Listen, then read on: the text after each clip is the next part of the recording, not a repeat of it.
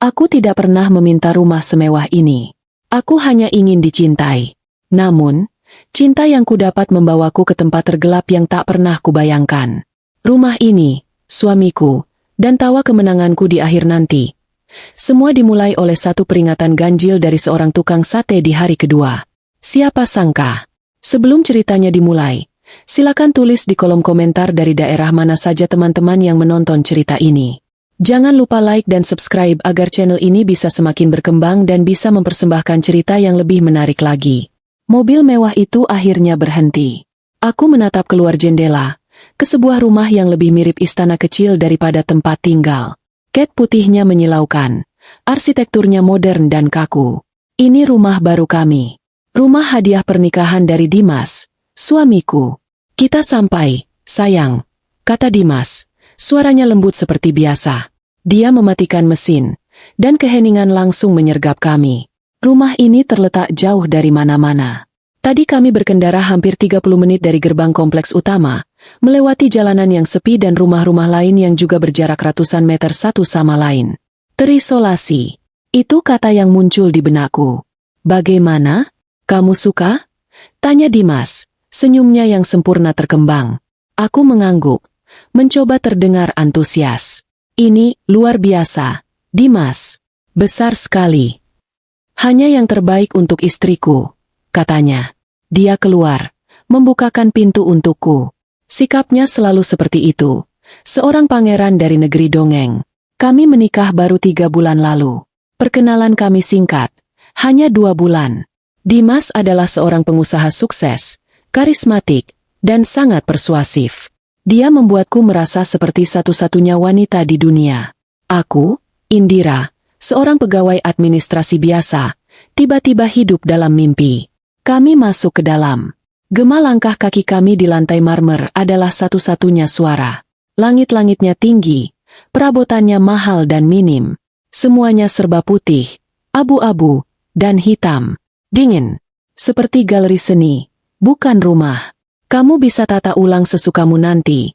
Sayang, anggap ini kanvas kosongmu, ujar Dimas, meletakkan lengannya di pinggangku. Aku hanya tersenyum tipis. Barang-barangku, yang sebagian besar masih ada di dalam box-box kardus di truk pindahan di belakang kami, terasa tidak akan cocok di sini. Barang-barangku terlalu sederhana, terlalu penuh warna. Aku tunjukkan kamar utama, katanya, menarikku ke lantai 2. Kamar kami sangat besar, dengan jendela kaca dari lantai ke langit-langit yang menghadap ke kolam renang di belakang. Indah, tentu saja. Tapi aku merasa terekspos, telanjang. Baru sekitar 1 jam kami di sana, para kuli angkut mulai memasukkan barang-barang kami, saat ponsel Dimas berdering. Aku sedang mengarahkan mereka untuk meletakkan box bukuku di ruang kerja kecil di sudut. Halo ya sekarang. Raut wajah Dimas berubah serius. Dia menjauh sedikit. Suaranya merendah. Aku pura-pura sibuk, tapi telingaku awas. Saya tahu, tapi ini hari pertama saya pindahan. Tidak bisa ditunda sampai besok. Baik, saya ke sana sekarang. Dia menutup telepon dan menghela napas berat, lalu memaksakan senyum padaku. Sayang, maaf sekali, ada masalah besar di pelabuhan. Investor dari Jepang mau menarik diri kalau aku tidak datang sekarang juga. Jantungku sedikit mencelos. Sekarang? Tapi kita baru sampai, Dimas. Aku tahu, Indira. Aku minta maaf. Dia memegang wajahku. Ini darurat. Aku janji, begitu selesai, aku langsung pulang. Mungkin besok pagi. Selesaikan saja dulu urusanmu, ya? Tapi aku sendirian di sini? Tanyaku, suara yang keluar lebih kecil dari yang kuduga. Kamu wanita yang kuat. Ini rumah kita. Aman sekali. Sistem keamanannya terbaik. Katanya, mencium keningku cepat. Aku harus lari. Kunci ada di meja dapur. Cintaku padamu. Dan begitu saja, dia pergi. Aku mendengar suara mobilnya menderu, lalu hilang. Aku berdiri di tengah ruang tamu yang luas, dikelilingi box-box kardus yang terlihat konyol di antara perabotan mewah. Para kuli angkut sudah selesai dan pamit pulang. Sekarang, aku benar-benar sendirian. Keheningan rumah ini berbeda. Bukan hening yang menenangkan, tapi hening yang menekan. Aku mencoba menyibukkan diri, membongkar pakaian, menata alat mandi, mencoba membuat tempat ini terasa seperti rumah. Sore harinya, aku berkeliling, menjelajahi setiap sudut. Dapur yang berkilauan dengan peralatan canggih yang aku tidak tahu cara menggunakannya. Ruang teater mini, ruang gym. Lalu aku menemukannya. Di lorong belakang, dekat area servis yang menuju garasi, ada satu pintu kayu yang kokoh. Berbeda dari pintu-pintu lain yang modern dan ringan. Pintu ini tampak tua, dicat putih agar serasi, tapi jelas berbeda. Gagang pintunya kuningan dan berat. Aku mencoba membukanya. Terkunci. Aku mengernyit. Ini pintu apa? Aku teringat percakapan kami minggu lalu saat Dimas memberitahuku tentang rumah ini. Aku pernah bertanya denahnya. Oh, itu cuma gudang tua di bawah, katanya ringan. Gudang alat-alat taman dan barang bekas pemilik lama. Kuncinya hilang entah kemana. Biarkan saja, tidak penting. Nanti aku panggil tukang kunci untuk bereskan. Penjelasannya masuk akal saat itu. Tapi sekarang, berdiri di depannya, aku merasa aneh. Gudang alat taman tapi pintunya ada di dalam rumah utama? Dan sekokoh ini? Aku menempelkan telingaku ke pintu. Tidak ada suara.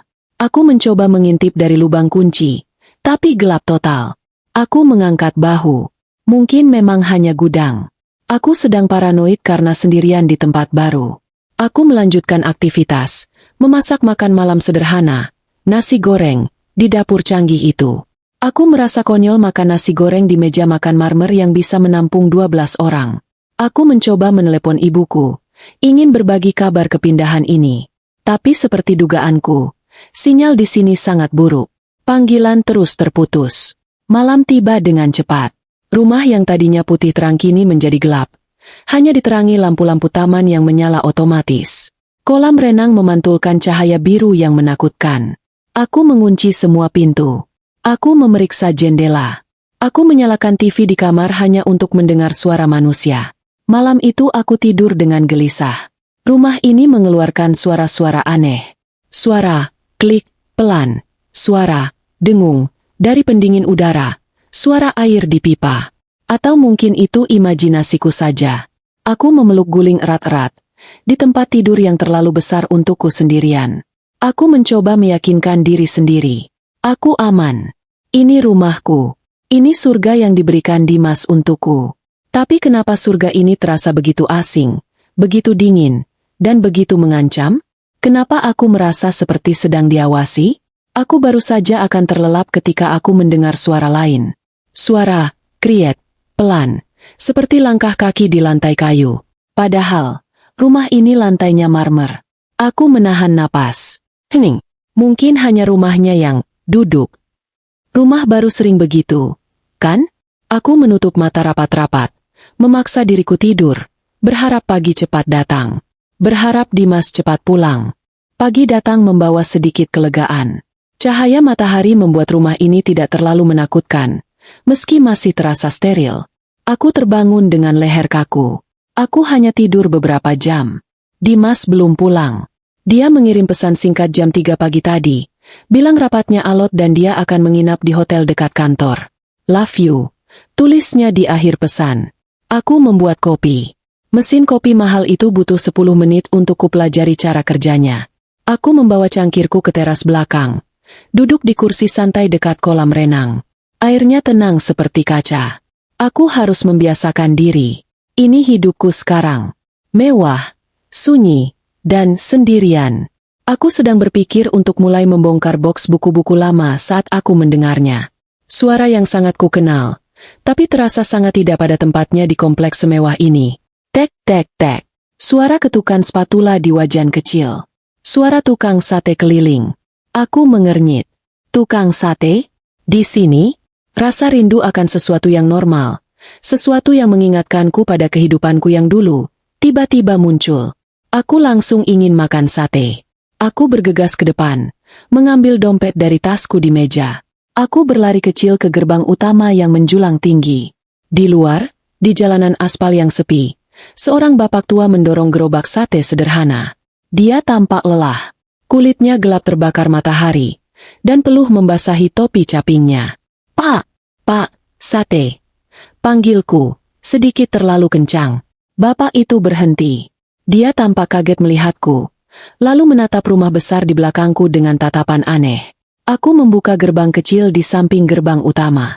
Pak, saya mau beli satenya. Ya, ayam 20 tusuk. Pakai lontong. Bapak itu tidak bergerak. Dia tidak menyiapkan arangnya. Dia tidak mengambil tusuk sate. Dia hanya menatapku. Pak, ulangku. Dia melangkah pelan mendekati gerbang. Matanya tidak menatapku, tapi melihati sekeliling. Kejalanan sepi di belakangnya. Lalu ke atas, ke arah jendela-jendela rumahku. Mbak penghuni baru, ya? Suaranya serak dan pelan. Iya, Pak. Saya Indira. Baru pindah kemarin. Kataku, masih tersenyum. Bapak jualan, kan? Bapak itu menelan ludah. Wajahnya pucat di balik kulitnya yang gelap. Dia tampak ketakutan. Mbak sendirian di rumah? Tanyanya, berbisik. Senyumku luntur. Suami saya lagi kerja. Kenapa ya, Pak? Dia maju satu langkah lagi. Sangat dekat dengan gerbang. Matanya awas. Mbak, desisnya. Suaranya mendesak. Mbak harus pergi dari sini. Sekarang juga. Aku tertawa, tapi terdengar gugup. Pergi? Maksud Bapak? Bapak ini mau meramal saya. Saya tidak bercanda, Mbak. Matanya membelalak, menunjukkan bagian putih matanya yang menguning. Dia gemetar. Cepat pergi dari sini sebelum suamimu pulang. Darahku serasa berhenti mengalir. Sebelum suamimu pulang. Bukan, sebelum ada bahaya. Atau, sebelum malam. Spesifik. Suamiku. Bapak. Bapak kenal suami saya? Bapak siapa? Aku mundur selangkah. Apa ini jebakan? Apa dia mau merampok? Nama saya Wira. Katanya cepat. Itu tidak penting. Mbak harus percaya saya. Ikut aku sekarang. Kutunjukkan sesuatu. Aku syok. Gemetar. Ini gila. Aku baru pindah. Ini tukang sate. Bapak jangan macam-macam. Ya, saya bisa panggil keamanan. Ancamku. Meski aku tidak tahu di mana pos keamanan terdekat. Jangan. Suaranya meninggi. Panik. Jangan panggil siapa-siapa. Kalau Mbak teriak, kita berdua bisa celaka. Dia pasti nonton. Nonton? Siapa? Suamimu.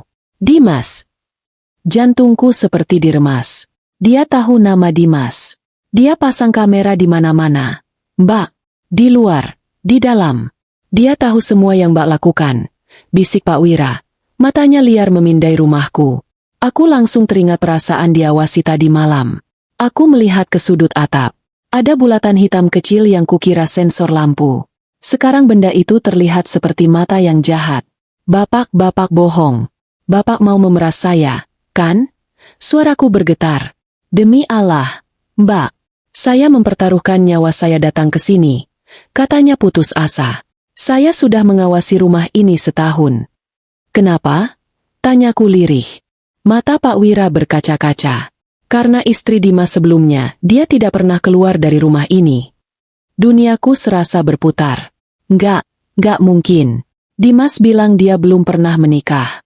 Aku yang pertama. Dia bohong. Potong Pak Wira. Tolong, Mbak. Saya nggak punya banyak waktu. Dia bisa pulang kapan saja.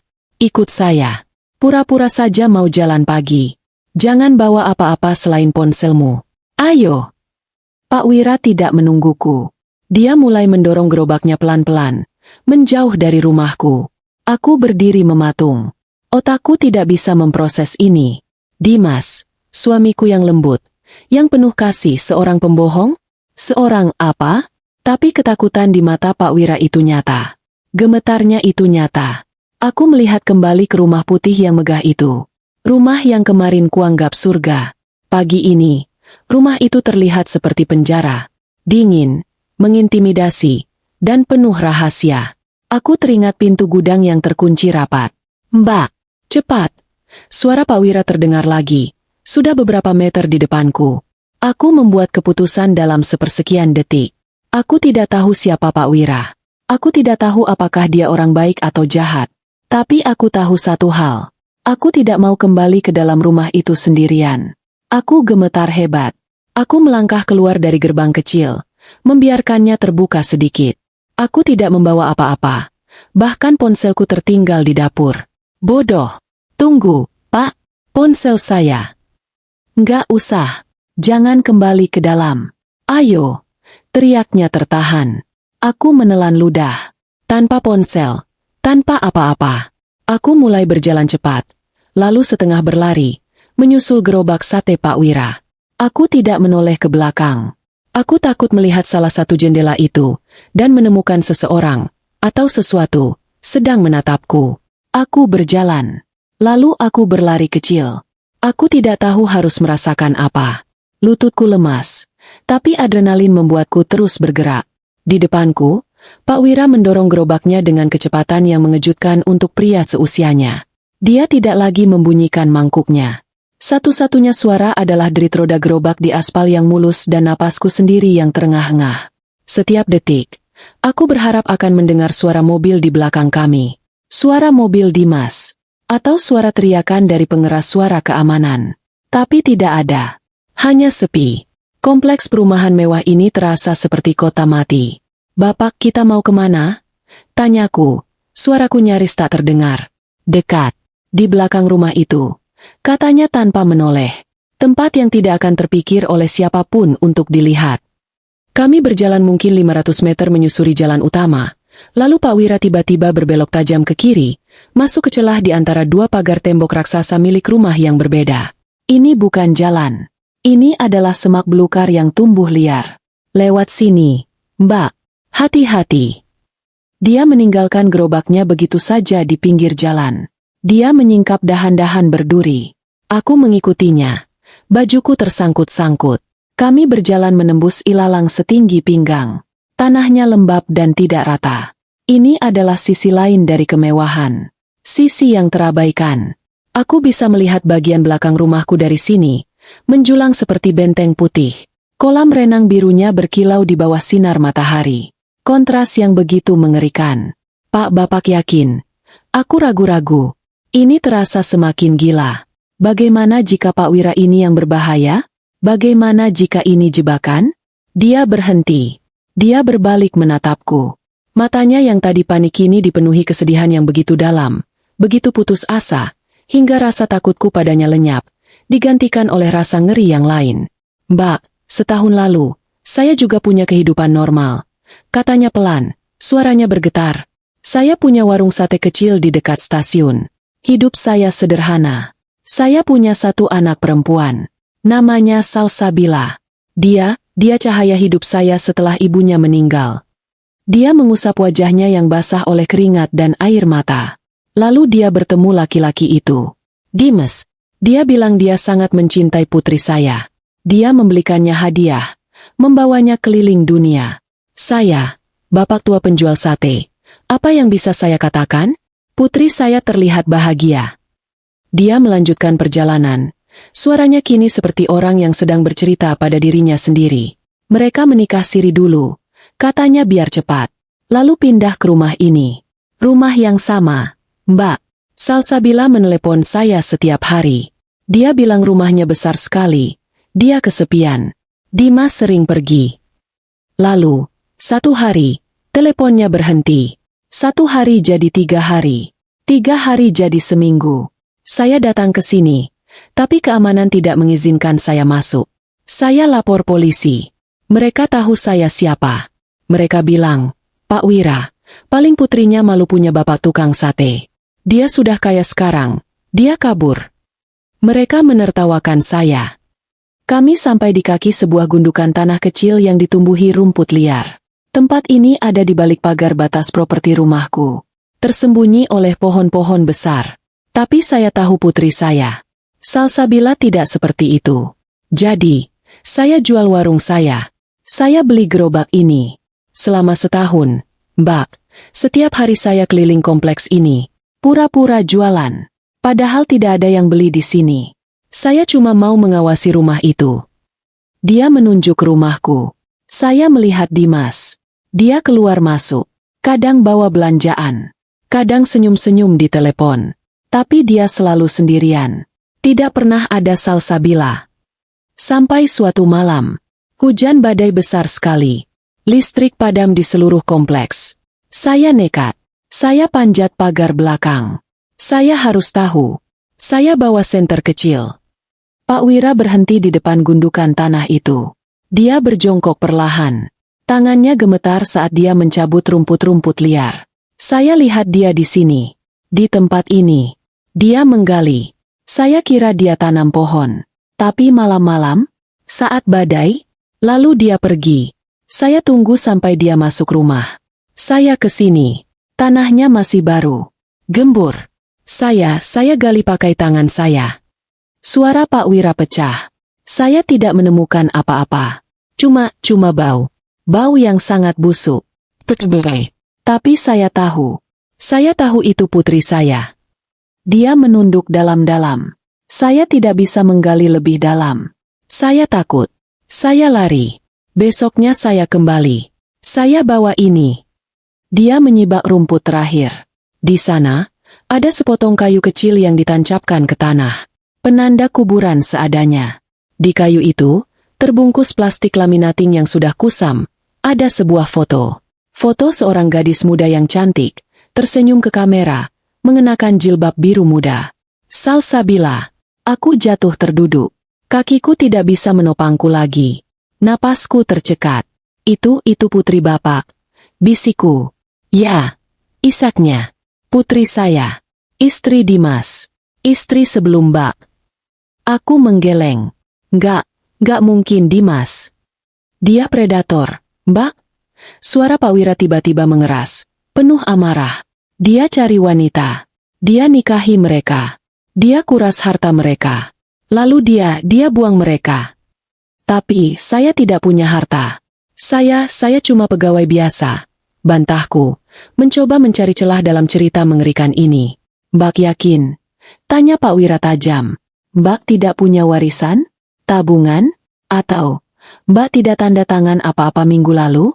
Polis asuransi. Jantungku serasa meledak. Polis asuransi. Minggu lalu, Dimas menyodorkan setumpuk dokumen. Ini buat investasi masa depan kita. Sayang, katanya. Prosedur standar. Tanda tangan di sini, dan di sini. Cuma formalitas. Aku menandatanganinya. Tanpa membaca. Aku buta oleh cinta. Dia tidak hanya cari yang kaya, Mbak, kata Pak Wira, seolah membaca pikiranku. Dia juga cari yang naif, yang mudah dikendalikan, yang tidak akan dicari orang kalau hilang. Seperti aku, seorang yatim piatu yang hanya punya ibu jauh di kampung, yang sinyal teleponnya saja susah. Setelah saya tahu soal Salsa, lanjut Pak Wira, saya kumpulkan sisa uang saya. Saya bayar orang. Detektif swasta murahan. Dia cari tahu. Ternyata, sebelum Salsabila, ada dua lagi. Dua? Aku merasa mual. Namanya Jelita. Seorang pelukis. Katanya, kabur. Dengan pria lain ke luar negeri. Lalu Farah. Seorang atlet berkuda. Katanya, tenggelam. Saat liburan. Jasadnya tidak ditemukan. Semuanya istri Dimas. Semuanya menghilang setelah menyerahkan aset mereka. Salsabila yang ketiga, dan Mbak Indira Mbak yang keempat. Hening. Hanya suara angin dan isak tangis Pak Wira yang tertahan. Kebenaran itu menghantamku seperti kereta api. Rumah yang terisolasi. Sistem keamanan yang canggih. Sinyal ponsel yang buruk. Pintu, gudang, yang terkunci. Kepergian Dimas yang tiba-tiba. Itu semua bukan kebetulan. Itu adalah desain. Itu adalah jebakan. Dan aku sudah ada di dalamnya. Dia akan pulang, Mbak, kata Pak Wira, menyentuh lenganku. Dia selalu begitu. Dia tinggalkan pengantin barunya sendirian 1-2 hari. Dia mau Mbak terbiasa. Merasa aman. Merasa kesepian. Jadi saat dia pulang, Mbak akan makin bergantung padanya. Lalu pelan-pelan, dia akan mulai prosesnya. Proses apa? Isolasi total. Dia akan putus akses Mbak ke dunia luar. Lalu dia akan selesaikan. Kita harus ke polisi. Aku berdiri, panik. Polisi? Pak Wira tersenyum pahit. Dengan apa, Mbak? Cerita saya, kuburan tanpa mayat ini? Mereka akan anggap kita gila. Mereka akan telepon suami Mbak. Dan begitu Dimas tahu Mbak curiga tamat. Dia benar. Kami tidak punya apa-apa. Tidak ada bukti. Buktinya pasti ada di rumah itu. Kataku, suaraku dingin tiba-tiba. Ketakutan tadi berubah menjadi sesuatu yang lain. Sesuatu yang tajam. Mbak mau apa? Mata Pak Wira membelalak. Mbak jangan gila. Mbak tidak boleh kembali ke sana. Saya harus, Pak. Kataku tegas. Saya harus kembali. Saya harus cari bukti itu. Bapak bilang ada kamera. Saya akan pura-pura tidak tahu apa-apa. Saya akan cari. Itu bunuh diri. Dia bisa pulang kapan saja. Bapak bilang dia akan pulang besok pagi. Saya punya waktu, kataku, mencoba meyakinkan diriku sendiri. Pak Wira, tolong. Bapak tunggu saya. Di gerbang depan. Pura-pura jualan lagi. Kalau saya tidak keluar dalam 3 jam. Panggil polisi. Bilang apa saja. Bilang ada perampokan. Bilang ada kebakaran. Yang penting, buat mereka datang. 3 jam, Mbak. Iya. Sekarang saya harus kembali. Sebelum dia curiga kenapa saya. Jalan pagi, terlalu lama. Aku berbalik. Aku tidak melihat gundukan tanah itu lagi. Aku tidak sanggup.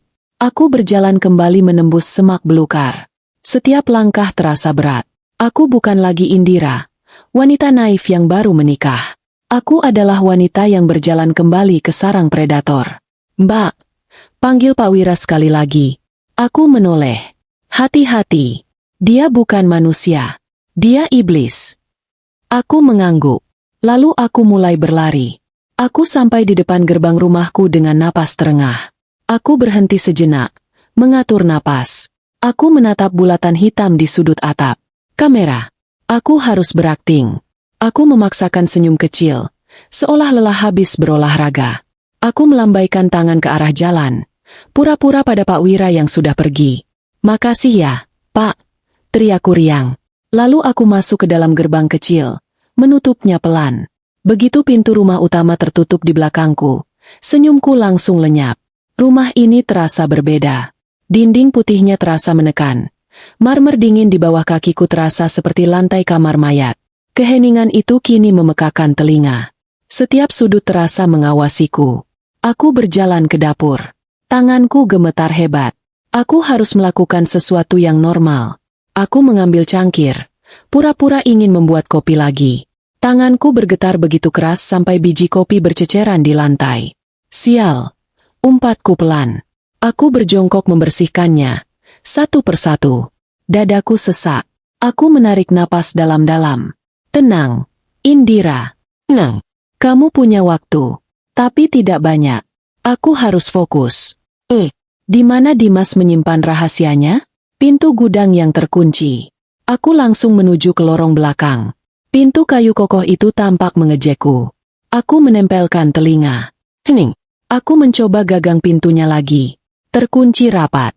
Kuncinya. Dimas bilang hilang. Dia bohong. Di mana dia menyimpan kunci sepenting itu? Aku berlari kecil ke lantai 2. Ruang kerja Dimas.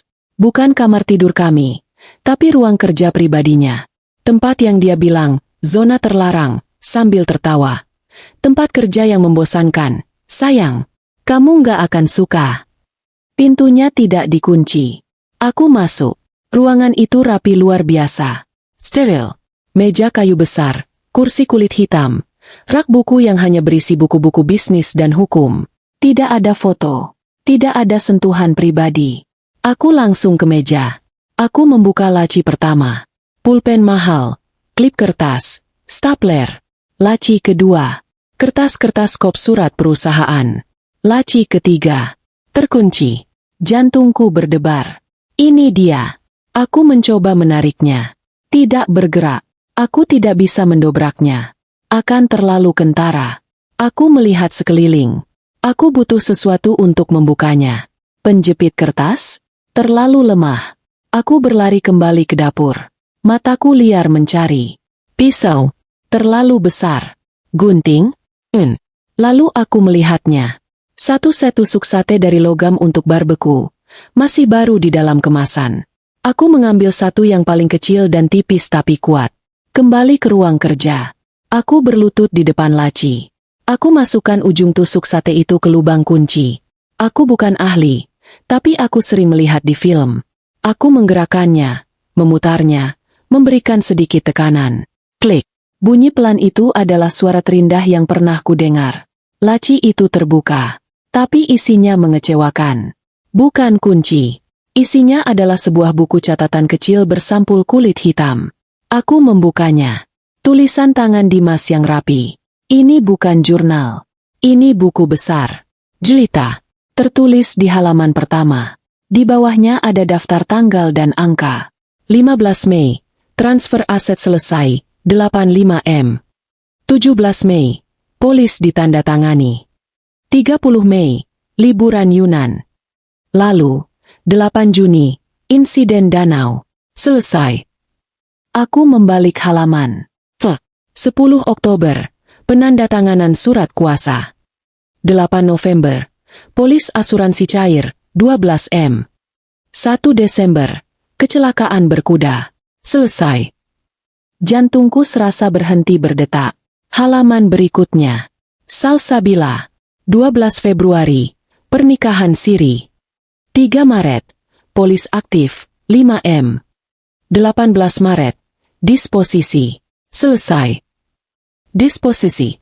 Dia menyebut pembunuhan Putri Pak Wira sebagai disposisi. Lalu halaman terakhir.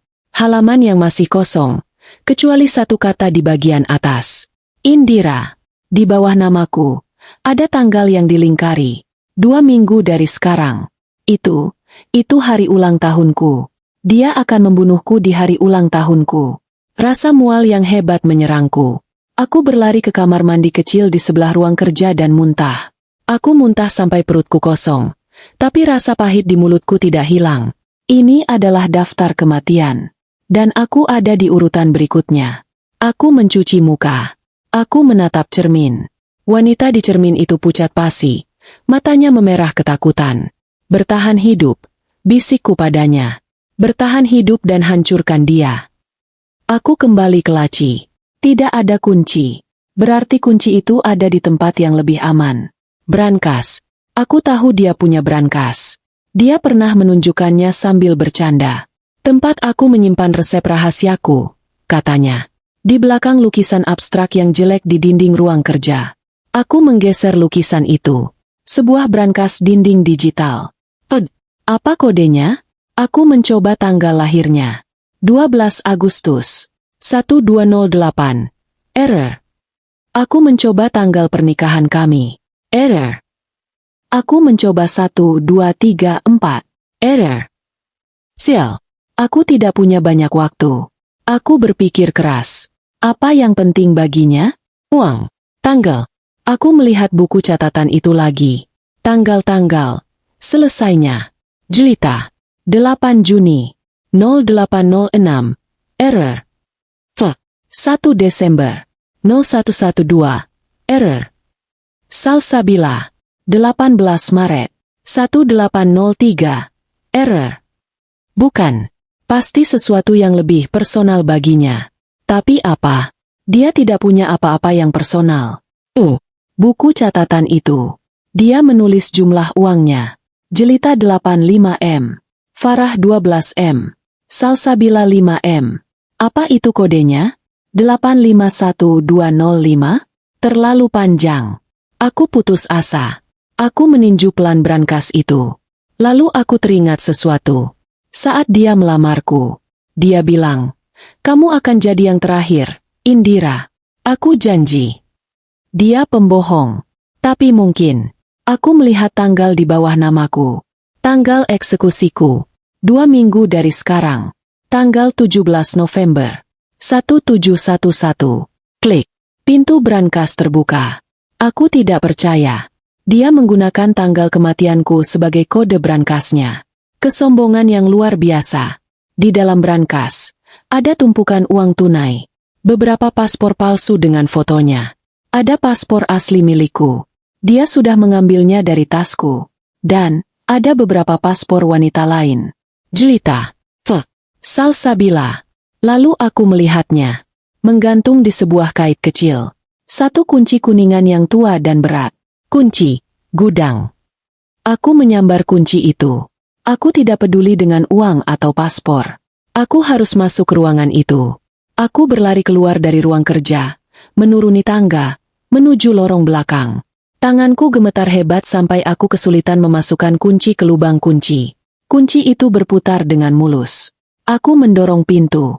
Bau apak dan debu langsung menyergapku. Aku meraba dinding mencari saklar lampu. Klik. Lampu neon di langit-langit berkedip beberapa kali, lalu menyala terang. Ini bukan gudang. Ini museum. Ruangan ini rapi. Tidak seperti gudang. Di sisi kiri, ada rak arsip dari logam. Di sisi kanan, ada rak pajangan. Di rak pajangan itu, ada 3 kotak penyimpanan dari plastik bening. Masing-masing dengan label nama. Rita. Sebelah. Ini adalah kotak pialanya. Dengan tangan gemetar, aku membuka kotak Salsabila terlebih dahulu.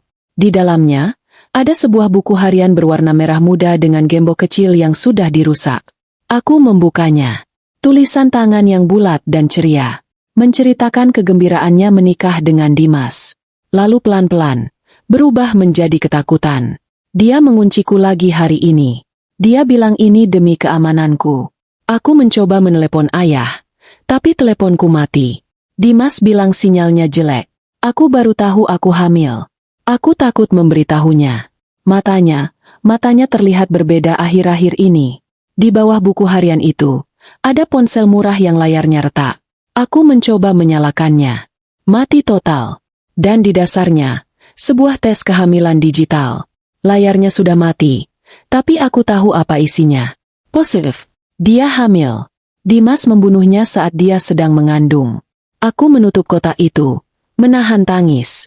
Aku beralih ke kotak Farah. Di dalamnya ada sebuah laptop kecil. Aku membukanya. Ada stiker kuda poni di depannya. Aku mencoba menyalakannya. Butuh password. Aku melihat ada setumpuk surat yang diikat pita. Surat cinta. Dari pria lain. Mungkin ini yang dia gunakan sebagai alasan. Kabur. Lalu, kita. Isinya portofolio lukisan-lukisan cat air. Indah sekali. Ada juga helm berkuda. Dan, hanya satu sepatu hak tinggi berwarna merah. Dia menyimpan kenang-kenangan dari setiap korbannya. Aku beralih ke rak arsip. Aku menarik laci berlabel asuransi. Di dalamnya, ada map-map tebal. Aku menarik map Salsabila Wira. Di dalamnya, polis asuransi jiwa senilai 5 miliar rupiah. Penerima manfaat, Dimas Anggara. Ditandatangani 3 hari sebelum tanggal. Disposisi, di buku catatannya. Aku menarik map Farah dan Jelita. Pola yang sama, nilai yang lebih besar. Lalu aku melihatnya.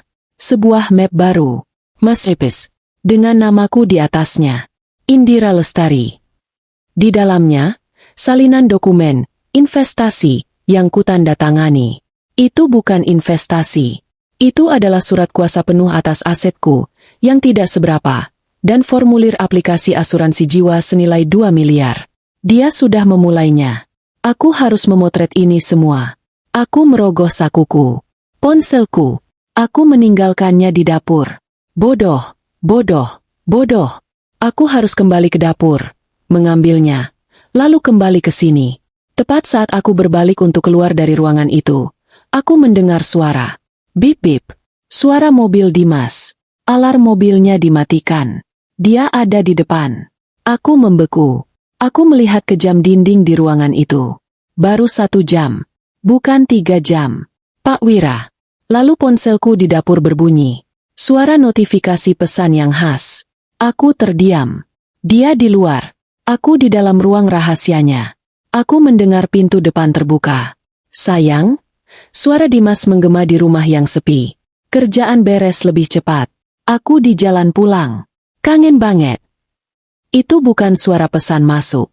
Itu suara pesan suara yang baru diputar. Lalu aku mendengar dering ponselku yang sebenarnya. Di dapur. Aku lupa mengecilkannya.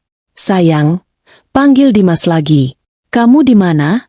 Kok nggak jawab panggilanku? Aku mendengar langkah kakinya di lantai marmer. Dia berjalan menuju dapur. Menuju ponselku. Dan aku terjebak di sini. Di ruang piala para istrinya. Aku membeku. Suara itu. Sayang, suara Dimas menggema di rumah yang sepi. Kerjaan beres lebih cepat. Aku di jalan pulang. Kangen banget. Itu bukan siaran langsung. Itu pesan suara. Dia belum sampai. Tapi kemudian, kring-kring. Ponselku di dapur.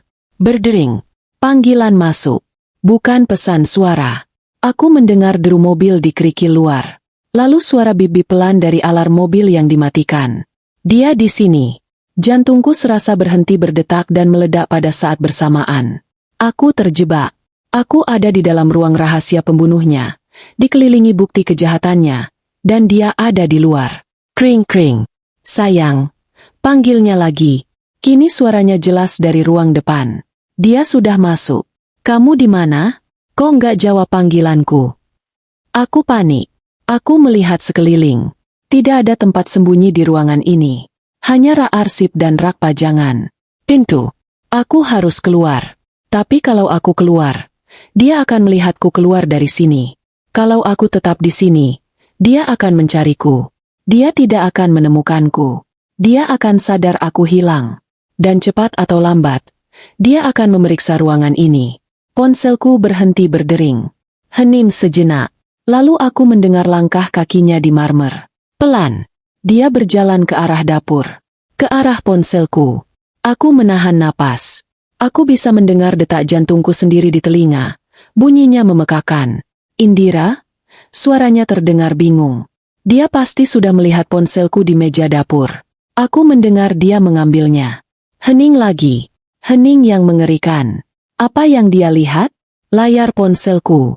Panggilan tak terjawab. Dari Pawira. Jantungku serasa dicabut paksa. Dia tahu. Dia pasti tahu. Indira. Suaranya lebih keras sekarang. Ada nada tajam di dalamnya. Kamu di kamar mandi. Aku mendengar langkah kakinya menjauh dari dapur. Dia menuju tangga. Sayang, kamu di atas. Ini kesempatanku. Satu-satunya. Aku tidak membuang waktu. Aku memutar kunci kuningan itu dari dalam. Membukanya. Pintu berderit pelan. Aku mengabaikannya. Aku menyelinap keluar dari ruangan terkutuk itu. Tanganku gemetar hebat. Aku harus mengunci pintunya kembali. Dari luar. Aku mencabut kuncinya, menutup pintu pelan, lalu memasukkan kunci itu dari luar. Memutarnya. Klik. Suara itu terdengar seperti ledakan di lorong yang sunyi. Dia pasti mendengarnya. Suara apa itu? Suaranya terdengar dari lantai atas. Indira, kamu di bawah. Sial. Aku memegang kunci kuningan yang berat itu di tanganku. Aku tidak bisa membawanya. Dia akan menggeledahku. Aku melihat sekeliling dengan putus asa. Tidak ada tempat. Karpet. Ada karpet panjang tipis di lorong ini. Aku berlutut. Menyelipkan kunci itu di bawah karpet. Tidak sempurna. Akan terlihat jika dia mencari. Tapi aku tidak punya pilihan lain. Aku harus punya alibi. Kenapa aku ada di lorong belakang ini? Kamar mandi tamu. Aku berlari tanpa suara ke pintu kamar mandi tamu di sebelah garasi. Yang berjarak hanya beberapa meter dari gudang itu. Aku masuk, mengunci pintunya, dan langsung menyalakan keran air di wastafel. Aku membasuh wajahku. Airnya dingin sekali. Di cermin, aku melihat hantu. Seorang wanita pucat pasi dengan mata terbelalak ketakutan. Aku mengatur napasku. 1, 2, 3. Aku harus berakting. Akting terbaik dalam hidupku. Aku mendengar langkah kakinya menuruni tangga. Cepat. Indira, kamu di kamar mandi? Dia mengetuk pintu kamar mandi tamu. Aku mematikan keran. Aku membuka pintu perlahan. Di sana dia berdiri. Dimas, suamiku. Dia tinggi, tampan, dan tersenyum. Tapi matanya tidak tersenyum. Matanya dingin, tajam, dan sedang memindai diriku. Dia memegang ponselku di tangannya. Ya ampun, Dimas, kamu pulang. Aku langsung memeluknya. Aku membenamkan wajahku di dadanya, agar dia tidak melihat mataku. Aku memaksakan tubuhku untuk gemetar. Kamu bikin aku kaget, kataku. Suaraku teredam. Dia membalas pelukanku, tapi pelukannya kaku. Aku mencarimu kemana-mana. Sayang, aku panggil-panggil. Kamu nggak jawab. Aku lihat ponselmu di dapur. Aku melepaskan pelukanku, menatapnya dengan wajah paling polos yang bisa kubuat. Maaf, perutku sakit banget dari pagi. Kayaknya diare. Aku lagi di kamar mandi. Aku nggak dengar kamu panggil. Suara kerannya kencang. Aku menunjuk ke wastafel. Dia menatapku lama. Dia sedang menilai, menimbang-nimbang ceritaku. Kamu pucat banget, katanya akhirnya. Nada suaranya sedikit melembut. Sakit beneran. Iya, melilit banget. Keluhku. Kayaknya nggak cocok sama air di sini atau gimana. Nggak tahu. Ya sudah, kamu istirahat, katanya. Dia mengelus pipiku. Sentuhannya membuat kulitku merinding. Tapi aku memaksakan senyum. Aku pulang cepat juga buat kamu. Aku bawain sorry, nggak bawa apa-apa. Kangen aja. Dia tampak mempercayaiku. Setidaknya, untuk saat ini. Lalu dia mengangkat ponselku. Tadi ada yang telepon kamu. Berkali-kali. Pak Wira. Jantungku berhenti lagi. Ini dia. Aku harus sangat hati-hati. Aku mengerutkan kening. Pura-pura berpikir. Pak Wira? Siapa itu? Oh. Aku tertawa kecil. Tawa yang terdengar palsu di telingaku sendiri. Itu. Tukang sate tadi pagi. Ya ampun. Aneh banget, Mas. Mata Dimas menyipit. Tukang sate? Di kompleks ini? Iya. Aneh, kan? Aku juga kaget. Dia maksa-maksa jualan gitu di depan gerbang. Aku tolak. Soalnya aku nggak bawa uang tunai. Dianya mungkin lihat namaku di plakat rumah atau gimana. Terus cari nomorku. Zaman sekarang ada-ada aja. Mau nawarin sate lewat telepon kali. Aku terus bicara. Mencoba mengisi keheningan. Mencoba membuat ceritaku terdengar wajar. Dia ngomong apa aja tadi pagi? Tanya Dimas.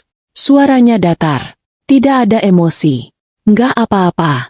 Cuma, mau satenya, Mbak? Enak, loh. Gitu-gitu aja. Tapi orangnya agak maksa. Aku jadi takut. Makanya aku langsung masuk. Kataku. Dia menatapku lekat. Aku bisa melihat otaknya bekerja. Dia curiga. Tapi dia tidak punya bukti. Sama sepertiku tadi pagi.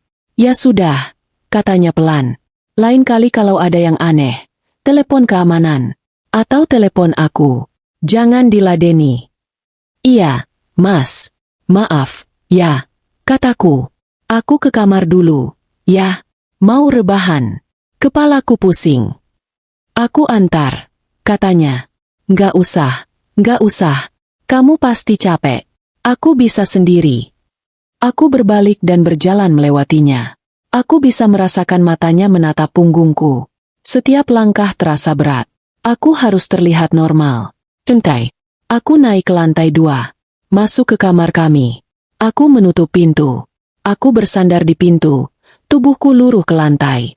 Aku gemetar hebat sampai gigiku bergemeletuk. Aku berhasil. Aku lolos. Tapi ini baru permulaan. Dia curiga. Dia tahu nama Pak Wira. Aku mengambil ponselku.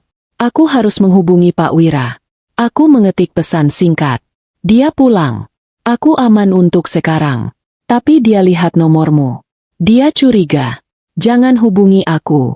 Hancurkan nomorku. Aku hubungi Bapak nanti. Aku nemu buktinya. Banyak sekali. Aku butuh bantuan. Aku mengirimnya. Lalu aku menghapus pesan itu dari log ponselku. Aku duduk di lantai. Aku harus berpikir. Aku sudah melihat semuanya. Buku catatan. Polis asuransi. Kotak piala. Namaku. Aku tidak bisa mengambil barang-barang itu sekarang. Dia ada di rumah. Aku butuh rencana. Aku butuh dia pergi. Bagaimana cara membuat dia pergi? Aku teringat percakapan kami. Aku bawain oleh-oleh. Tadi dia bilang begitu, lalu meralatnya. Dia bohong. Aku juga teringat sesuatu yang lain. Saat di ruang kerja. Saat aku membuka brankasnya. Aku tidak hanya melihat uang, paspor, dan kunci. Aku melihat sebuah kotak kayu kecil. Di dalamnya, ada 3 botol kaca kecil berwarna kuning gelap. Seperti botol obat tetes mata. Ada labelnya. Ziplas. Aku tidak tahu itu apa. Tapi di sampingnya, ada beberapa suntikan kecil yang masih terbungkus plastik. Dan di rak brankas, aku juga melihat sesuatu yang lain. Beberapa kotak kecil, masih tersegel. Mini cam charger. Kamera pengintai seukuran charger ponsel. Dia memata-matai mereka. Dia meracuni mereka. Dan sekarang, dia ada di bawah. Aku harus mendapatkan bukti itu. Aku tidak bisa mengambil buku dan kotak-kotaknya. Tapi aku bisa memotretnya. Aku bisa merekamnya. Aku butuh dia pergi. Setidaknya selama 1 jam. Aku berdiri. Aku mencuci muka lagi. Aku menatap cermin. Kamu bisa, Indira. Kataku dalam hati. Demi Salsabila. Demi Jelita. Demi Farah. Dan demi dirimu sendiri. Aku turun ke bawah. Dia sedang duduk di sofa ruang tamu, menonton berita, minum kopi. Dia terlihat santai, seolah tidak terjadi apa-apa. Seorang psikopat yang sempurna. Gimana, sayang? Sudah mendingan? Tanyanya, tersenyum. Masih melilit, Mas, kataku, memegang perutku. Tapi, aku jadi pengen sesuatu. Apa? Biar aku pesankan. Enggak, aku pengen bikin sendiri. Aku pengen banget bikin kue red velvet kesukaanmu. Kan kita belum sempat merayakan rumah baru kita. Aku tersenyum semanis mungkin. Dia tampak senang. Kamu beneran mau bikin kue? Kirain kamu sakit. Justru karena sakit, aku pengen makan yang enak. Tapi tadi aku cek dapur. Bahan-bahannya nggak ada. Terigu habis. Telur nggak ada. Pewarna merahnya juga. Aku duduk di sampingnya. Kamu mau nggak beliin buat aku? Di supermarket depan kompleks? Aku pengen banget kita makan kue malam ini. Aku memainkan peranku. Istri yang manja, yang naif. Dia menatapku. Sejenak aku takut dia akan menolak. Dia akan bilang, kamu saja yang pergi. Atau, pesan saja. Tapi kemudian dia tersenyum. Senyum penuh kuasa. Dia senang melihatku bergantung padanya. Apa sih yang gak buat istriku yang cantik ini? Katanya. Ya sudah, aku ke supermarket sebentar. Ya, kamu tulis daftar belanjanya. Aku sekalian beli obat diare buat kamu. Makasih, sayang. Aku mencium pipinya. Rasanya seperti mencium batu es. Dia mengambil kunci mobilnya. Jangan kemana-mana. Istirahat saja. Iya, Mas. Dia pergi. Aku mendengar suara mobilnya menjauh. Saat itu juga, aku berubah. Aku berlari ke lorong belakang. Aku ambil kunci di bawah karpet. Aku berlari ke ruang kerjanya. Aku geser lukisan. Aku masukkan kodenya. 1711 tanggal kematianku. Klik. Brankas terbuka. Aku mengambil kotak kayu berisi botol Z+.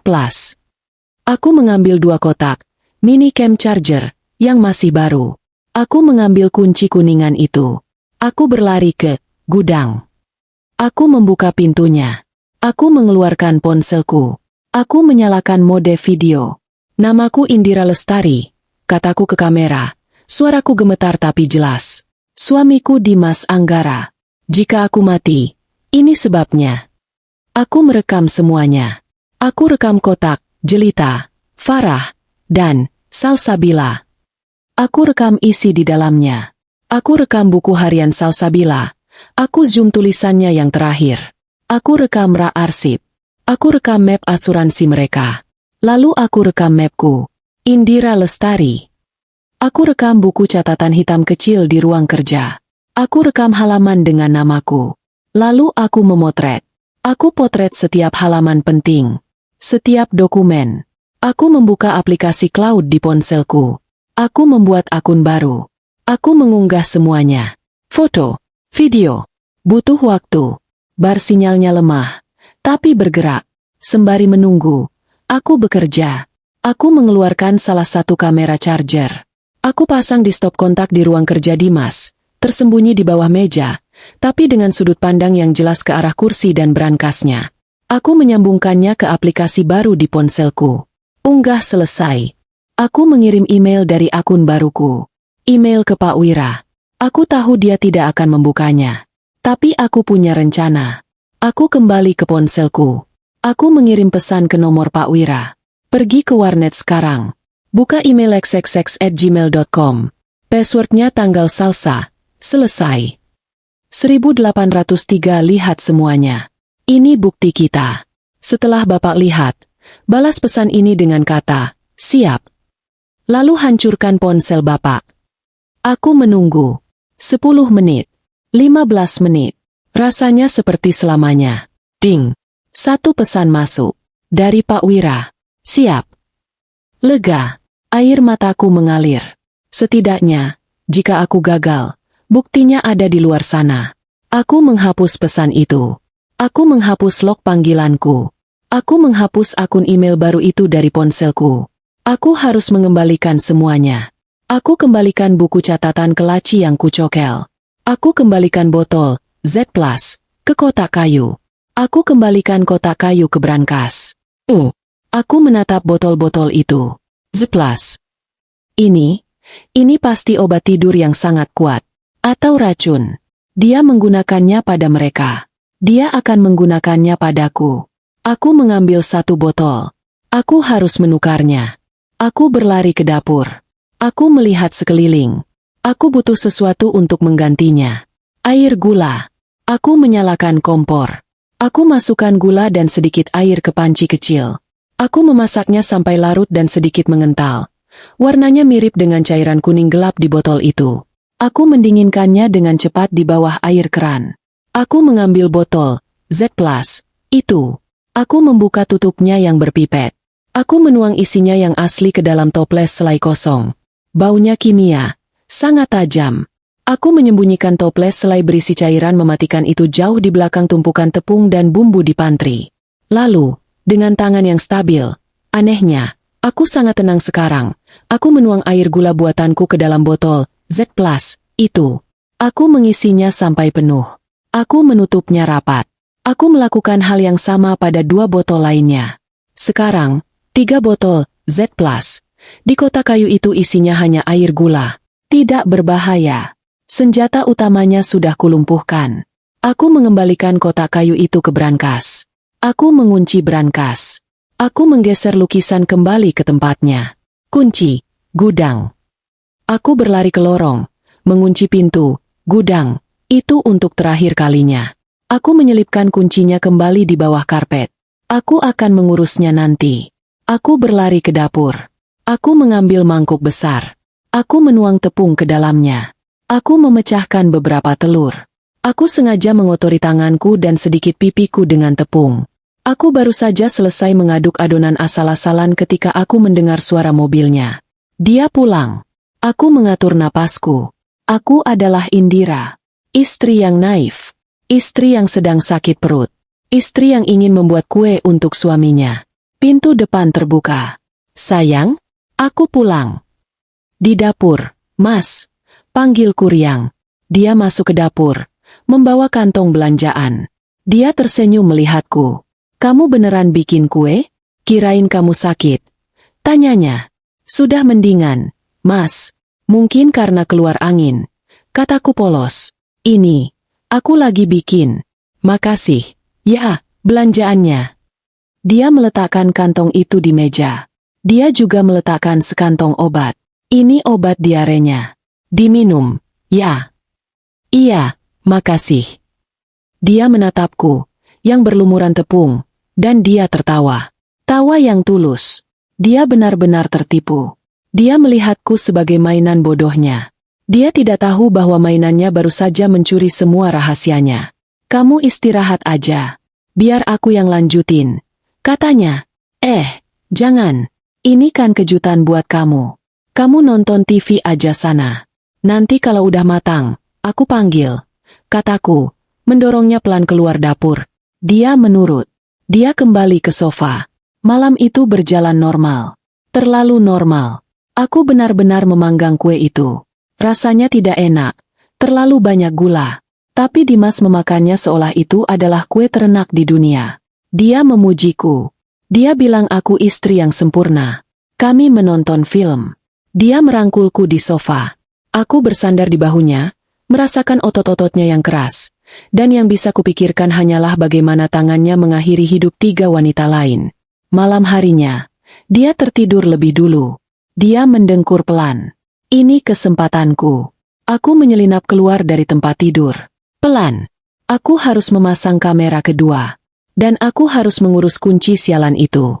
Aku mengambil kamera charger keduaku, yang kusembunyikan di laci pakaian dalamku. Aku turun ke ruang makan. Ruangan ini gelap. Disinilah, besok, aku akan mengakhiri semuanya. Aku perlu rekaman. Aku melihat ada stop kontak di dekat lemari pajangan piring. Sudutnya sempurna. Bisa merekam seluruh meja makan. Aku mencolokkannya. Lampu indikator biru kecil menyala sekilas, lalu mati. Sempurna. Terlihat seperti charger biasa. Aku menyambungkannya ke ponselku. Sekarang aku punya 2 mata di dalam rumah ini. 1 di kantornya, 1 di ruang makan. Terakhir, kuncinya. Aku pergi ke lorong belakang. Aku berlutut, mengambil kunci kuningan itu dari bawah karpet. Aku tidak bisa mengembalikannya ke brankas. Dia akan tahu kodenya dipakai lagi. Aku harus menghilangkannya. Aku pergi ke taman belakang. Kolam renang memantulkan cahaya bulan. Dingin dan menyeramkan. Aku memegang kunci itu erat-erat. Kunci neraka. Lalu aku melemparkannya. Sekuat tenaga. Cebur. Suara pelan itu adalah akhir dari segalanya. Kunci itu tenggelam ke dasar kolam yang dalam. Dia tidak akan pernah menemukannya di sana, kecuali dia mengeringkan kolamnya. Aku kembali ke kamar. Dimas masih tertidur. Aku mengambil ponselku. Aku bersembunyi di kamar mandi. Aku mengirim pesan terakhir ke Pak Wira. Pak, rencana berubah. Saya tidak bisa kabur. Saya akan menjebaknya. Besok malam, tepat jam 8. Saya butuh Bapak panggil polisi ke rumah ini. Jangan lebih cepat. Jangan lebih lambat. Bilang ada keributan rumah tangga yang sangat hebat. Bilang Bapak dengar saya teriak minta tolong. Aku menunggu. Balasannya datang cepat. Mbak, jangan gila. Itu bunuh diri. Kita kabur saja. Saya jemput. Air mataku menetes. Nggak bisa, Pak. Kalau saya kabur, dia akan memburu saya selamanya. Dia harus ditangkap. Dengan bukti. Besok, saat dia mencoba membunuh saya, semua akan terekam. Mbak. Ini satu-satunya cara. Demi Salsabila. Lakukan saja. Pak, jam 8. Saya percaya sama Bapak. Hening lama. Lalu, baik, jam 8. Semoga Gusti Allah melindungi Mbak. Aku menghapus seluruh percakapan. Aku kembali ke tempat tidur. Aku berbaring di samping monster itu. Besok adalah hari ulang tahunku. Tanggal di buku catatannya. Tanggal.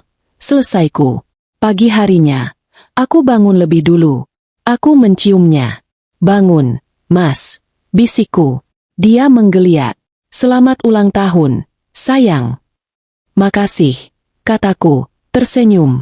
Mas, malam ini kita rayakan, ya? Makan malam romantis. Cuma kita berdua. Aku yang masak semua makanan kesukaanmu. Pakai anggur kesukaanmu juga. Dimas tersenyum lebar.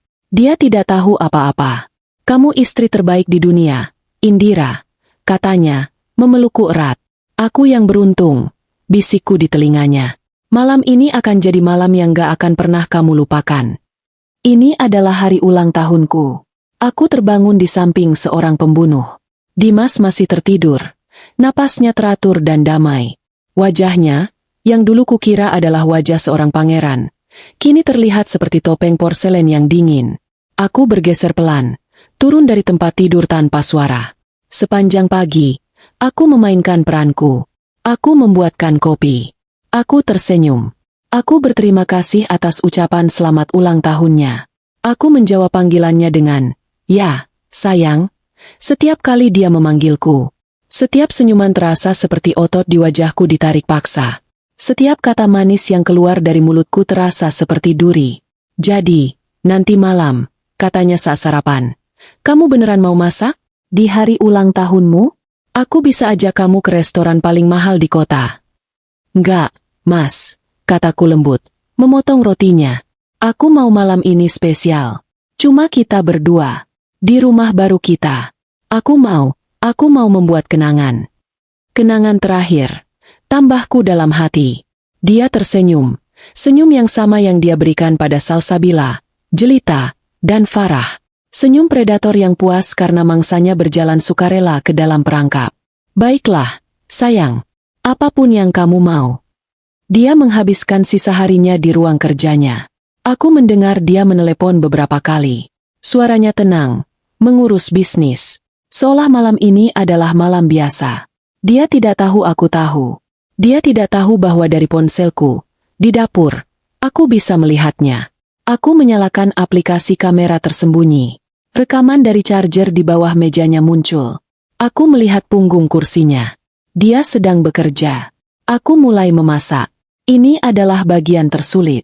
Aku harus memasak makanan kesukaannya. Aku harus memotong daging, mencincang bawang, mengaduk saus. Tanganku gemetar saat memegang pisau. Pisau ini tajam sekali. Aku bisa saja berlari ke ruang kerjanya sekarang dan menusuknya dari belakang. Tapi itu akan terlalu mudah. Itu bukan keadilan. Itu hanya balas dendam. Aku ingin dia hancur. Aku ingin dia mengakui segalanya. Aku ingin dunia tahu siapa dia sebenarnya. Aku memasak rendang, makanan favoritnya. Aroma rempahnya memenuhi rumah, menutupi bau kematian yang seolah meresap di dinding. Aku memasak dengan teliti, seolah ini adalah hidangan terpenting dalam hidupku. Memang benar. Aku mengecek ponselku lagi. Dia masih di sana. Sesekali dia keluar. Dia menghampiriku di dapur. Wah, baunya enak sekali, katanya, mencoba mencicipi sausnya. Jangan. Aku menepis tangannya, pura-pura bercanda. Nanti malam baru boleh. Dia tertawa. Galak sekali istriku ini. Dia memelukku dari belakang. Aku membeku. Kulitnya menyentuh kulitku. Aku menahan keinginan untuk muntah. Aku harus menahannya. Aku memaksakan tawa kecil. Sana, Mas. Kamu bikin aku nggak konsen. Oke. Aku kembali kerja. Panggil aku kalau kamu butuh apa-apa. Dia pergi. Aku bersandar di meja dapur, mencoba bernapas. Beberapa jam lagi. Aku hanya harus bertahan beberapa jam lagi. Jam 5 sore. Aku mulai menata meja makan. Aku mengeluarkan taplak meja terbaik. Piring-piring porselen mahal yang masih terbungkus kertas. Gelas-gelas kristal yang berdenting indah saat disentuh. Aku meletakkan 2 lilin tinggi di tengah meja. Aku meredupkan lampu. Lalu aku pergi ke lemari pajangan, tempat charger kamera keduaku terpasang. Aku memeriksanya. Lampu indikatornya mati. Bagus. Dia tersembunyi dengan sempurna. Sudut pandangnya sempurna, mencakup seluruh meja. Aku mengecek ponselku. Kedua kamera aktif dan merekam. Jam 6. Aku pergi mandi. Aku berendam lama di bak mandi. Aku menggosok kulitku sampai merah. Aku merasa kotor. Aku merasa ternoda oleh kehadirannya, oleh kebohongannya. Aku teringat Salsabila. Apakah dia juga mandi di bak ini? Tidak tahu bahwa suaminya sedang merencanakan kematiannya? Apakah dia memikirkan bayinya? Air mataku menetes, bercampur dengan air bak yang hangat. Ini bukan untukku. Ini untuk mereka. Aku keluar dari kamar mandi. Aku memilih gaun. Gaun merah marun. Gaun yang dia belikan untukku minggu lalu. Kamu terlihat mematikan pakai ini, sayang, katanya saat itu. Ironis. Aku merias wajahku. Aku memakai lipstik merah cerah. Aku harus terlihat cantik. Aku harus terlihat bahagia. Aku harus terlihat seperti mangsa yang sempurna. Jam 7:30. Aku turun. Dia sudah menungguku di ruang makan. Dia sudah berganti pakaian. Dia mengenakan kemeja hitam yang rapi dan celana bahan. Dia terlihat sangat tampan. Dia tersenyum saat melihatku. Kamu cantik sekali, Indira. Kamu juga, kataku pelan. Dia menarik kursi untukku. Sikap seorang pria sejati. Makanannya sudah siap, kataku. Aku menyajikan makanan. Enggak. Sate lilit. Urap. Semua terlihat sempurna. Kami mulai makan. Hening sejenak. Hanya suara denting sendok dan garpu di piring. Ini rendang terenak yang pernah aku makan, katanya. Kamu berbakat sekali. Aku belajar dari ibuku, kataku. Aku bertanya-tanya apakah aku akan bertemu ibuku lagi. Kami bicara tentang hal-hal yang tidak penting. Tentang cuaca, tentang film yang kami tonton, tentang rencana liburan yang tidak akan pernah terjadi. Setiap kata adalah kebohongan. Kami adalah dua aktor di panggung yang gelap. Aku terus melirik jam di dinding. Pukul 7.45 malam. Tunggu sebentar, kata Dimas, menyeka mulutnya dengan serbet. Makan malam spesial butuh minuman spesial. Jantungku berdebar kencang. Ini dia. Dia berdiri. Dia tidak pergi ke dapur. Dia pergi ke ruang kerjanya. Aku tahu apa yang dia ambil. Dia mengambil botol Z+, palsu berisi air gula dari brankasnya. Botol yang dia siapkan untukku. Dia kembali beberapa saat kemudian, membawa sebotol anggur merah mahal dan satu botol pipet kecil berwarna kuning gelap. Dia menyembunyikannya di telapak tangannya. Tapi aku melihatnya. Anggur kesukaanmu, katanya, tersenyum. Dia membuka botol itu. Dia menuangkan kedua gelas kristal. Cairan merah pekat itu terlihat seperti darah di bawah cahaya lilin. Sebelum kita bersulang, katanya, selamat ulang tahun, sayang. Terima kasih, bisikku. Aku ada hadiah kecil buatmu.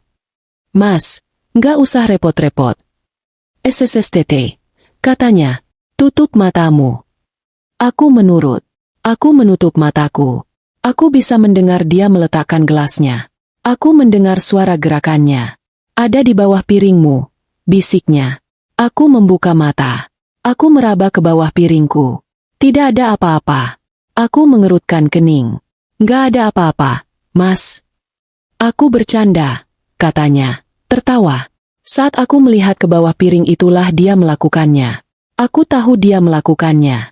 Dia dengan cepat mengambil botol pipet itu dari sakunya, membuka tutupnya, dan meneteskan cairan di dalamnya ke dalam salah satu gelas.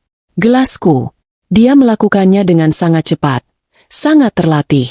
Dia lalu memberikan gelas yang sudah diisi itu kepadaku. Ini, katanya, untuk istriku. Aku mengambil gelas itu. Tanganku sedikit gemetar. Aku memegangnya erat-erat. Ini adalah pialaku. Mari kita bersulang, katanya, mengangkat gelasnya sendiri. Tunggu, Mas, kataku.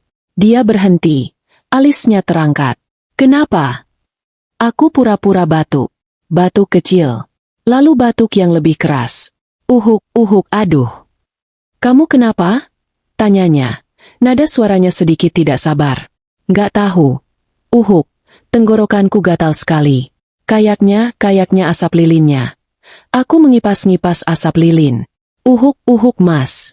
Kataku. Suaraku dibuat-buat serak.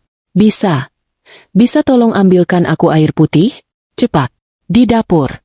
Aku nggak kuat. Dia menatapku. Sekejap, aku melihat kilatan amarah di matanya.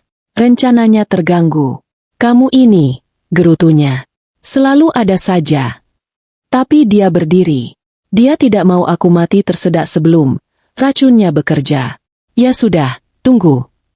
Dia meletakkan gelasnya yang bersih di meja, lalu berbalik. Berjalan keluar dari ruang makan menuju dapur. Ini adalah momenku. Detik ketika punggungnya menghilang di balik pintu. Aku bergerak. Aku tidak perlu memeriksa ponselku. Aku tahu dia sudah pergi.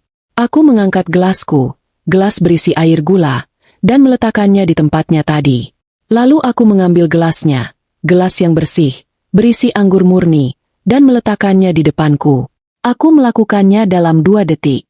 Aku bersandar di kursi, mengatur napasku. Saat dia kembali, aku harus terlihat normal. Dia kembali, membawa segelas air putih. Wajahnya kesal. Nih, katanya, meletakkannya dengan kasar di depanku. Makasih, sayang, kataku lemah. Aku meminum air itu sedikit. Ah, sudah mendingan. Bagus, katanya, duduk kembali. Sekarang, bisa kita lanjut? Bisa. Dia mengambil gelasnya. Gelas yang tadi punyaku. Gelas berisi anggur dan air gula. Aku mengambil gelasku. Gelas yang tadi punyanya. Gelas yang bersih. Dia menatapku lekat. Matanya bersinar aneh di cahaya lilin. Dia tidak sabar. Dia tidak sabar melihatku mati.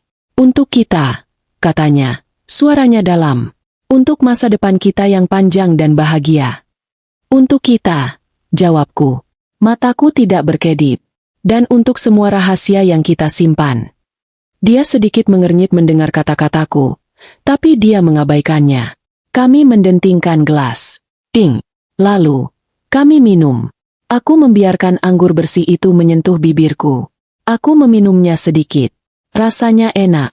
Dia, di seberang meja, meminumnya. Dia tidak hanya menyesap. Dia meminumnya hampir setengah gelas. Dia ingin cepat selesai. Dia meletakkan gelasnya. Dia tersenyum padaku. Senyum kemenangan. Aku membalas senyumnya. Permainan telah berakhir. Jam di dinding berdetak. Tik-tok, tik-tok. Suara itu adalah satu-satunya suara di ruangan itu. Dimas menatapku. Aku menatapnya. Dia sedang menunggu. Dia menunggu mataku menjadi sayu. Dia menunggu kepalaku terkulai. Dia menunggu aku jatuh dari kursi, kejang, atau mungkin langsung tertidur selamanya. Dia sedang menunggu air gula itu bekerja. Aku hanya duduk di sana. Aku menyesap anggurku lagi. Anggur yang bersih. Enak. Kataku, pilihan yang bagus, Mas. Dia tidak menjawab.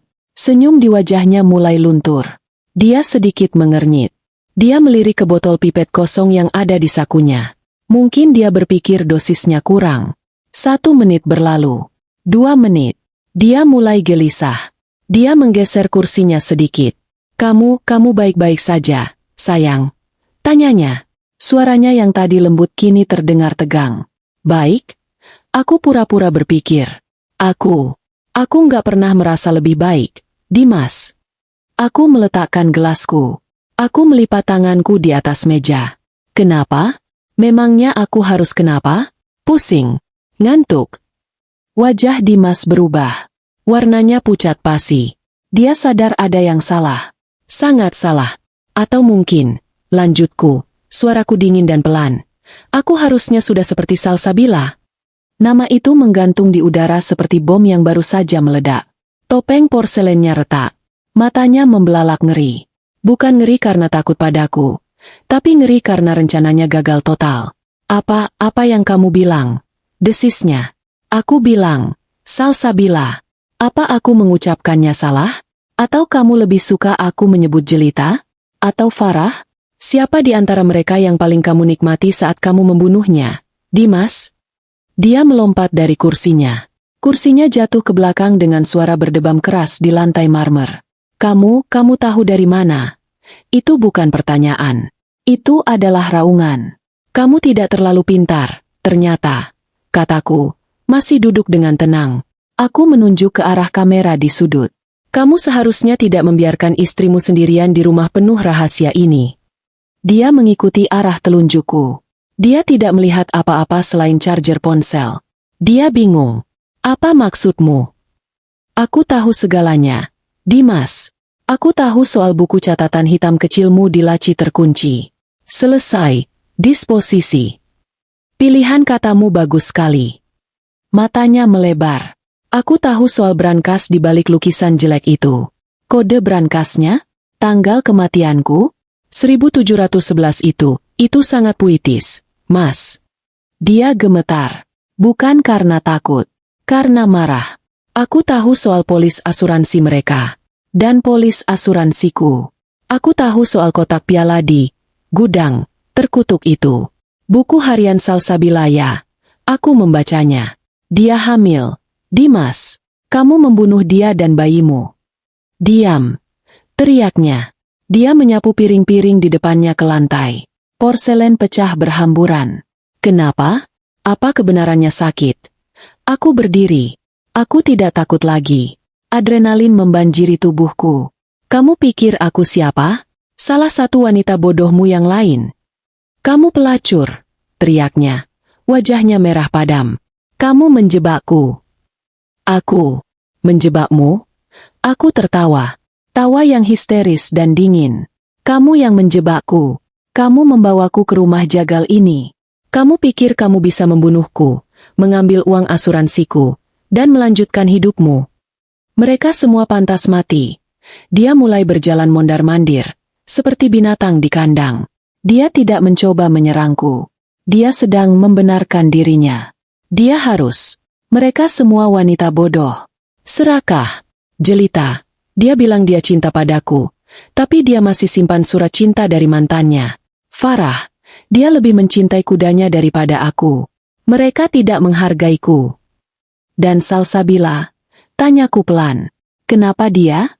Dia mencintaimu. Salsabila, dia mendengus.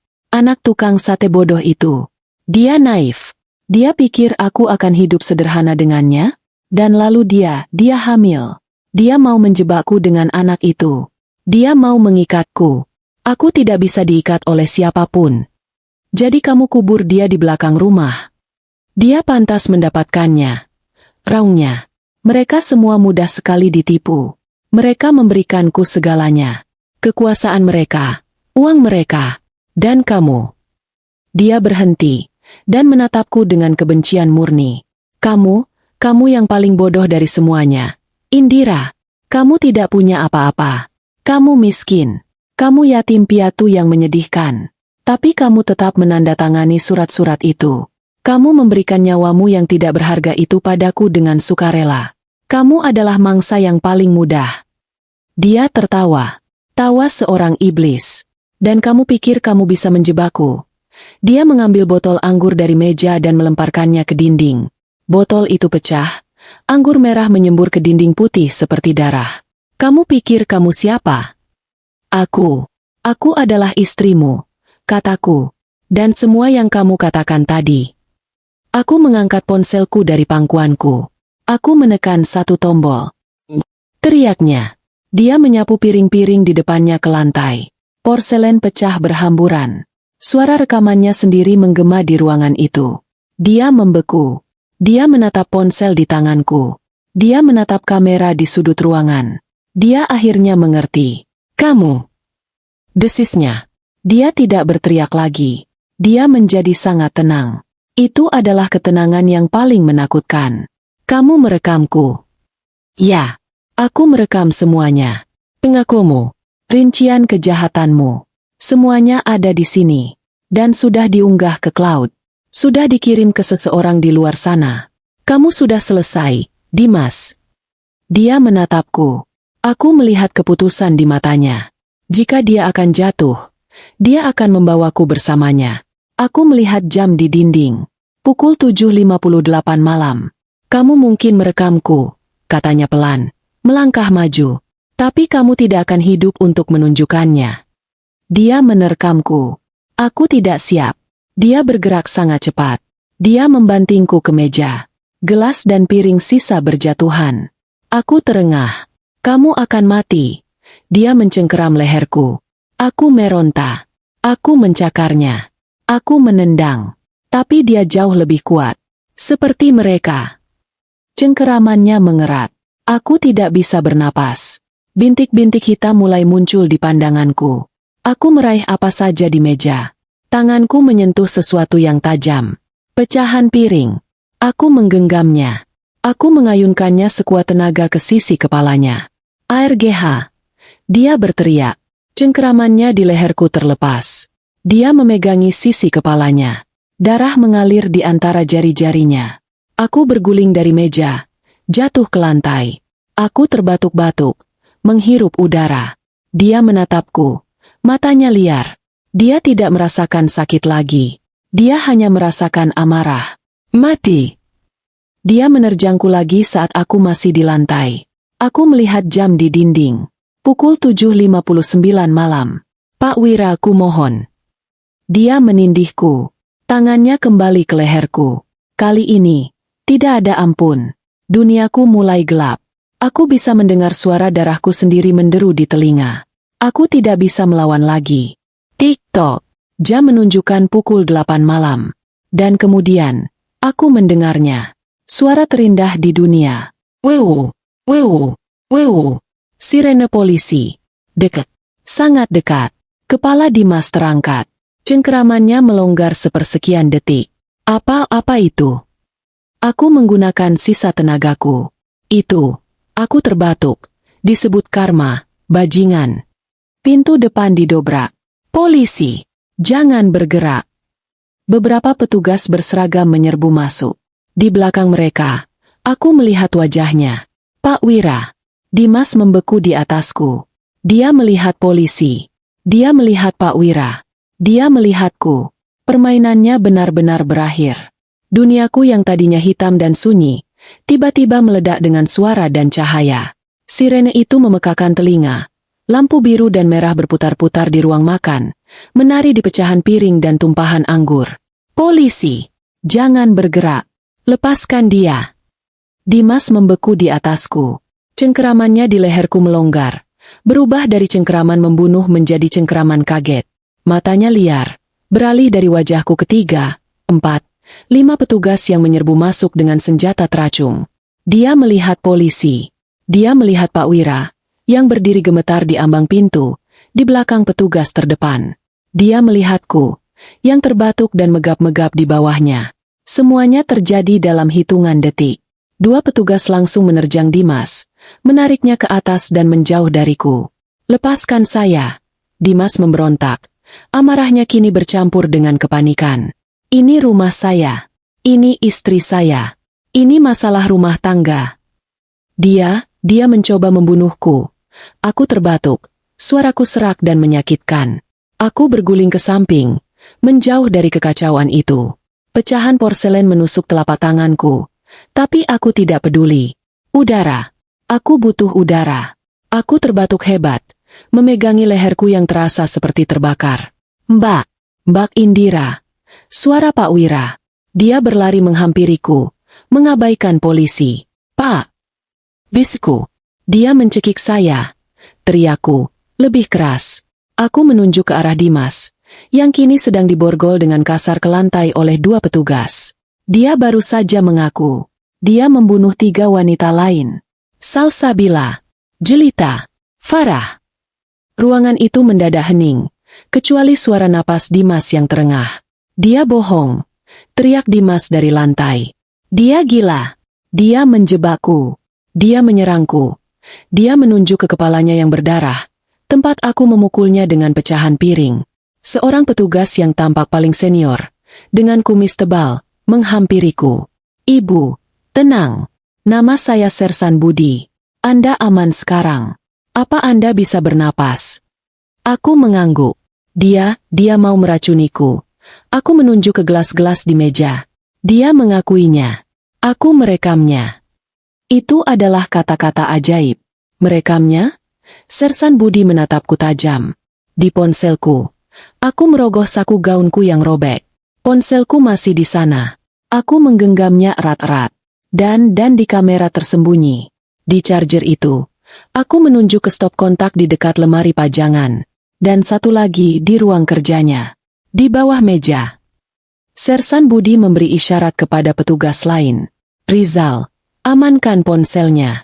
Panggil tim forensik. Geledah ruang kerja. Pasang garis polisi. Dia menatap Dimas, yang kini terdiam.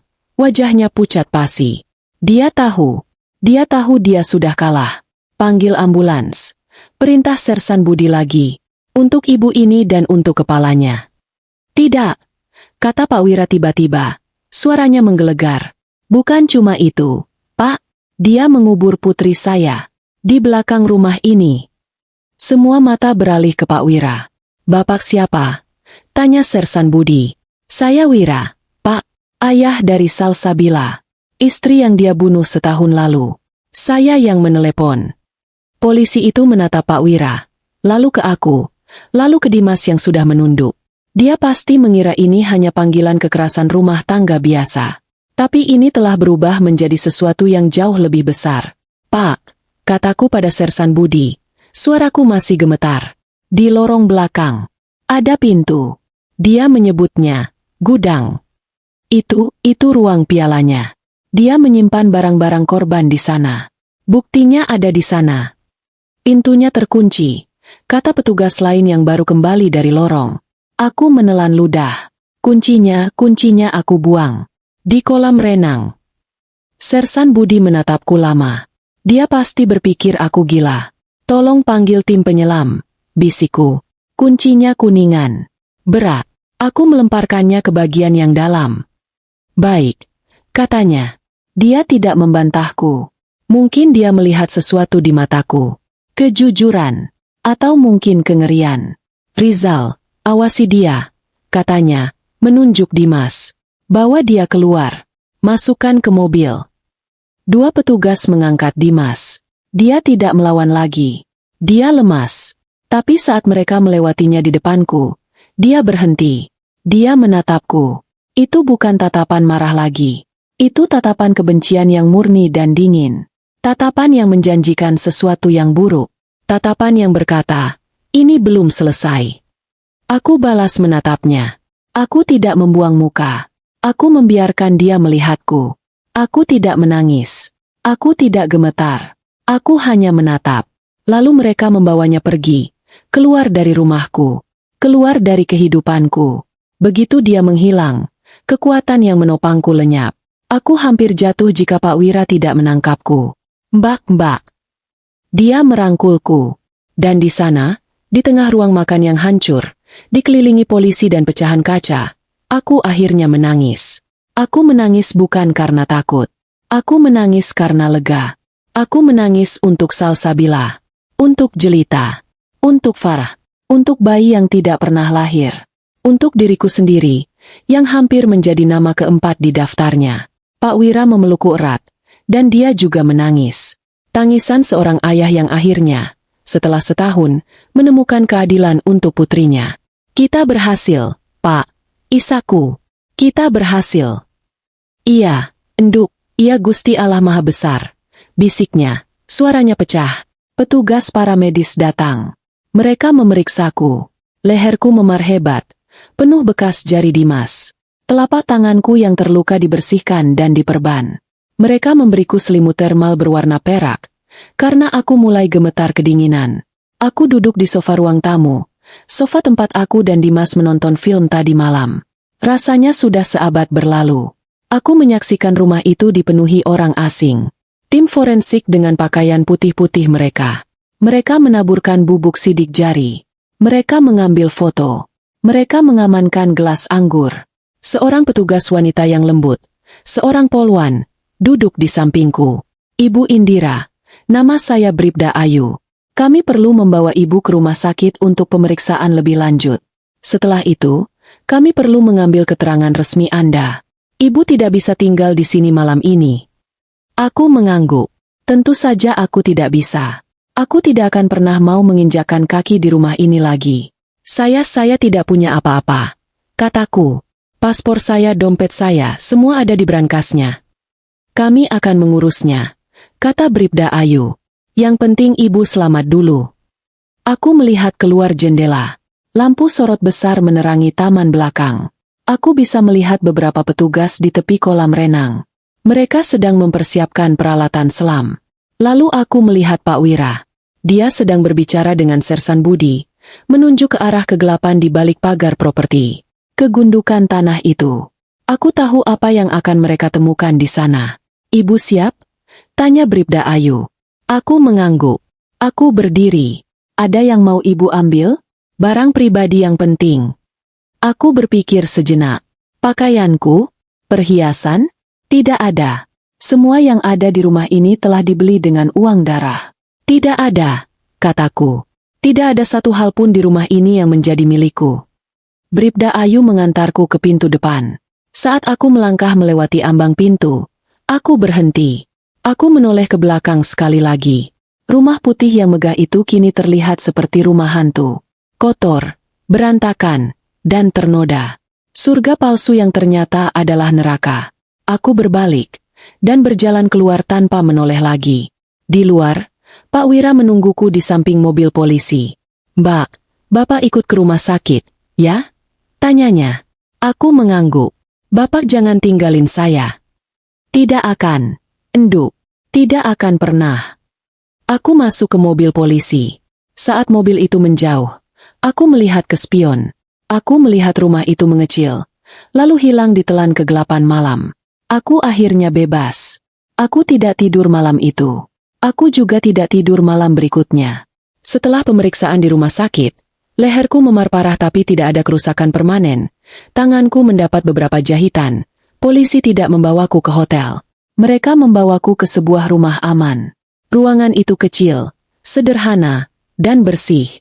Jendelanya berteralis. Hanya ada tempat tidur, lemari kecil, dan kamar mandi. Seorang poluan berjaga di luar pintu sepanjang waktu.